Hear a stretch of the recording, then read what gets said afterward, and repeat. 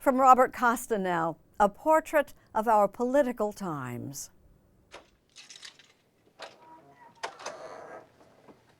Wow, is this where everything's stored? Yes, indeed. This is where you will find the majority of our photographs. Deep inside the National Portrait Gallery archives in Washington, D.C., curator Ann Schumart is showing us a gem of American history, the last formal photo taken of President Abraham Lincoln. It was taken on February 5th of 1865. The only portion of the image that's really in tight focus is right here, and I think that gives it an intimacy.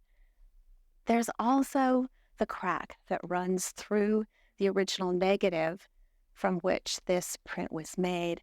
And that has always been interpreted as almost perhaps foretelling the unfortunate events of April 14th, when he would be assassinated. The eyes are incredibly haunted, the bags under his eyes. Philip Kennicott, a Pulitzer Prize-winning critic at the Washington Post, has for decades written on the lasting impact of political photography.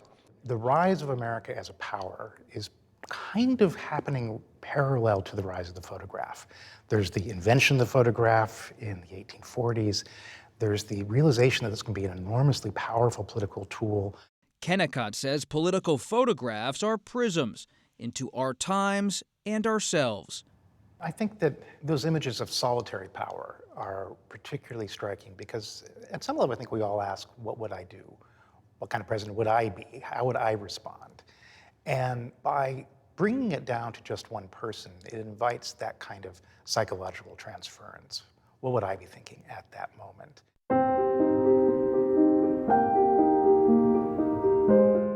Our collective visual memory is like a family quilt, images stitched together, making history.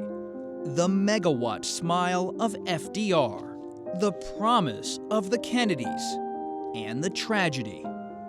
The combativeness of campaigns, and the heavy burden of the highest office. Is the only reason we can now send American astronauts into space. Come here. Iconic images are still emerging in the social media era. Consider this photo of the assassination attempt of former President Trump, taken by Evan Vucci of the Associated Press. It's been embraced by Trump's supporters as a symbol of his defiance. The imagery of Vice President Harris's campaign sends its own message. The really striking one that came out of the convention shows her grandniece looking up at her delivering her speech, a child looking up at a woman of both African and Indian descent, now the top of a ticket for a major presidential party. You couldn't have asked for a more concise condensation of the ideas of inclusion and accessibility and empowerment.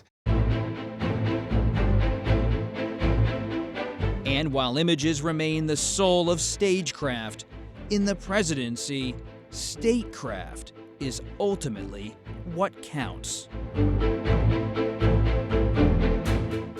Of course, the image always matters for politicians. They don't get elected without careful control of it.